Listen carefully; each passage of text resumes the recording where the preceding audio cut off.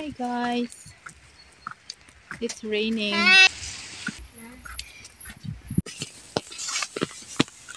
Muulan. Rainy days. It's October 23. Ngayong araw. Pupunta kami sa shop, sa meat shop, at saka sa grocery store.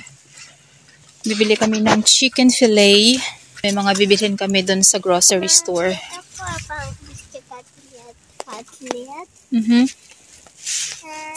Chicken cutlet. Magluluto kami ng chicken cutlet.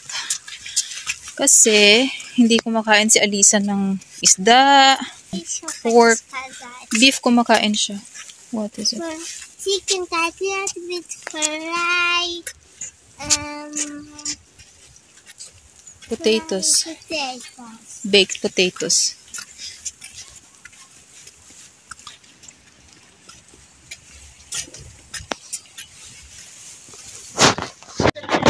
Ang mahal ng bigas nila ngayon. Dito kami sa shop. Dito na kami sa bahay. Kakauwi lang namin ni Alisa. Bumili kami ng flour kasi baka gagawa ako ng pancake or crepes. Rice. Mahal na ng rice nito kasi last time bili ko nito nasa 55 lang. Ngayon nasa 89 na. Sa kabilang shop nasa 149. Yung ganitong walang brand yan na. Tapos na siya na.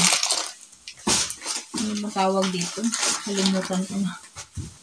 Toothpaste. Aqua Fresh. Napkin. Yun lang din naman. Tsaka toilet paper. Luto ako ng chicken cutlet. Yan yung request ni Madam Alisa. I-grind ko muna tong chicken fillet. Mag-toast ako ng bread sa oven. Tapos, gawin ko siyang breadcrumbs mamaya. Kasi yung cutlet, lagyan ko siya ng breadcrumbs. Mag-bake din ako ng potatoes para kay Alisa. Kasi yun yung request niya. Para naman sa amin ni asawa, mayroon siyang lamb, yung plov, dito sa Russia. Parang siya guys, paella. Baran or lamb, yung karne. Yun, para kay asawa yun, kasi hindi naman ako kumakain nun. Yung sa akin naman, ay ito din, same lang kay Alisa. Tsaka soup, mamaya. Kasi mayroon akong soup kahapon na ginawa. Ang tawag nila dito ay rasulnik. Salted cucumber siya, parang sinigang sa atin. May rice, karne ng baka, carrots, yun, onions. Yun lang din naman. Masarap siya. Luto muna ako kasi daldal ako ng daldal. Anong oras na ba? Uy, 12:30. At ngayon lang ako nakapagluto kasi ngayon lang ako nakabili ng karne. Mayroon kaming mga karne dito. May baboy, may baka, mayroong fish. Kaya lang itong maliit dahil dito siya sa bahay nga. May sakit nga siya. So, kailangan ko magluto para sa kanya. May baka dito pero pang soup siya guys. So, mayroon naman kaming soup kaya lang rasulnik. Ayaw din niya nun. Isda naman ayaw din naman niya. Kaya, bumili kami ng karne sa shop. Ng karne ng manok. Dumating na si Alexei. Nag-walking sila ng aso. Ayan, itong black bread ni asawa, ito ay kakainin nila ng mga bata kasi mahilig sila dito. Lalagyan ko siya ng garlic mamaya. Ayan, maglalagay ako ng oil. Maglalagay din ako ng asin. Ayan, ground black pepper. Sweet paprika. Naglagay na din ako ng garlic. I-mix lang natin siya. Mix natin ng maayos.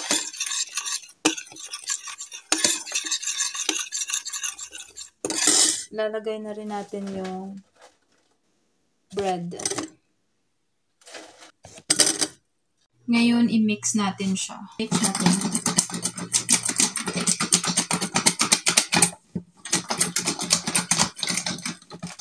Favorite nila yan eh, yung may garlic.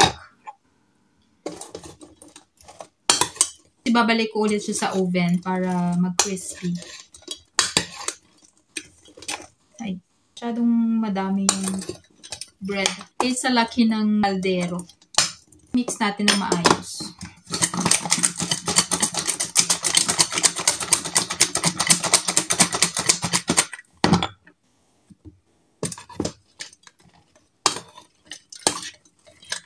Sa shop, may mabibili kang ganitong klase. Tinapay siya na toasted. May iba't ibang flavor like sour cream. Parehas lang sa mga chips. Ito yung itsura niya. Diba? Mas oily na siya. Tsaka garlicky. Ito naman yung yung ginawa kong chicken. Hindi ko na siya ginarind. Chinop ko na lang siya ng maliliit. Maglalagay tayo ng egg.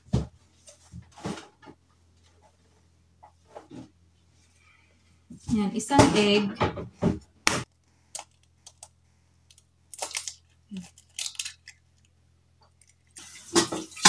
Asin, syempre.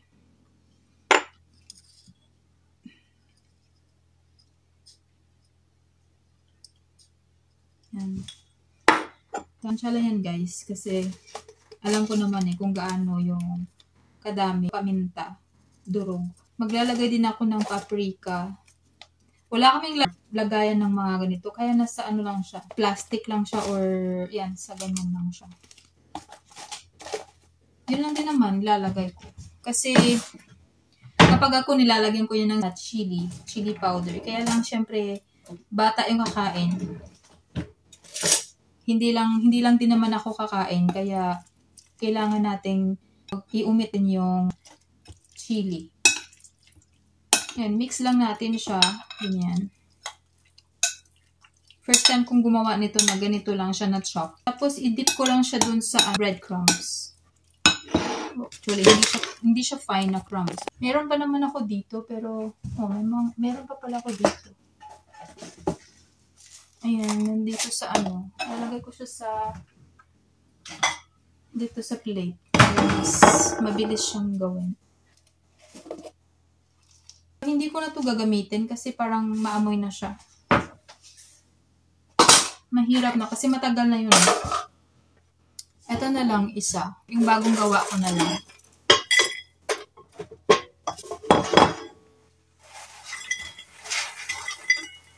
Magpainit din ako ng kawali.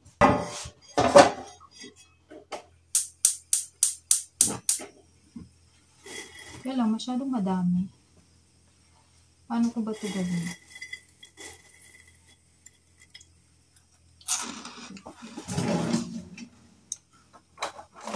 Smash ko muna siya. Ito yung gagamitin ko pang smash. Kapag gamitin ko yung blender, magfa-fine siya. Sobrang siya, mapino. Kaya, ito yung gagamitin ko. Maglalagay din ako ng asin dito. Kasi, syempre, wala siyang lasa. Kunti lang. Kaya lang, masyadong, hindi siya kapit. Pero okay lang. Maglalagay muna ako ng mantika sa kalawi. Kawali pala. Ayan. I-bake ko din siya mamaya kasi mas maluto siya ng maayos kapag i-bake mo siya. Ilalagay ko siya dito sa baking pan or baking dish. Pumunta pala si asawa sa school ni Alisa. Kumuha siya ng school bag niya. Kasi meron siyang mga assignment na binigay ng teacher. Kaya kailangan niyang kunin yung bag. Kasi iniiwan lang nila yung bag nila everyday. Inuuwi nila tuwing Friday lang. Yan, maglalagay ako dito ng Sana siya kapit. Yan yung ginagawa ko. Sana kumapit. Mainit na yung kawali. Kaya ilalagay na natin.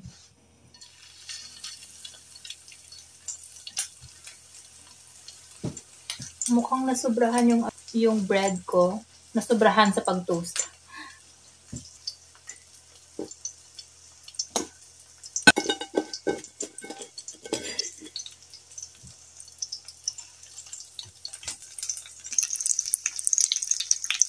Gawin ko lang siyang 4 na cutlet. Meron pa ako natirang breadcrumbs. Hindi ko alam kung kailan ko na naman magagamit. Pag kailangan ko na, panis na. Dumating na si asawa. Не хотят. Не хотят? Можно только не Ну, хотят. их не спрашивают.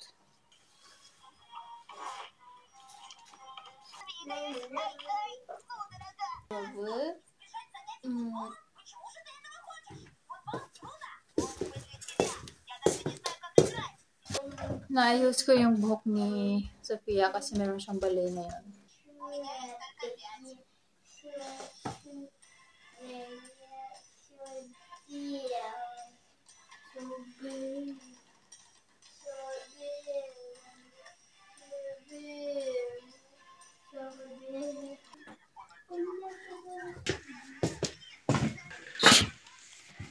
Swing na naman si Alisa. Ito na yung binake ko na cutlet. Ito yung kakainin ni Alisa.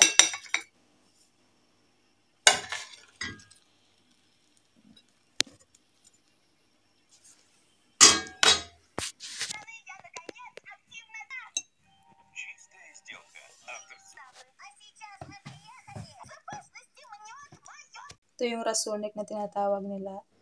Lalagyan natin siya ng sour cream. Yan. Mas gusto ko maraming sour cream para mas creamy. Ito na pala yung sukhariki toasted bread. Kain tayo. Soup. Karne.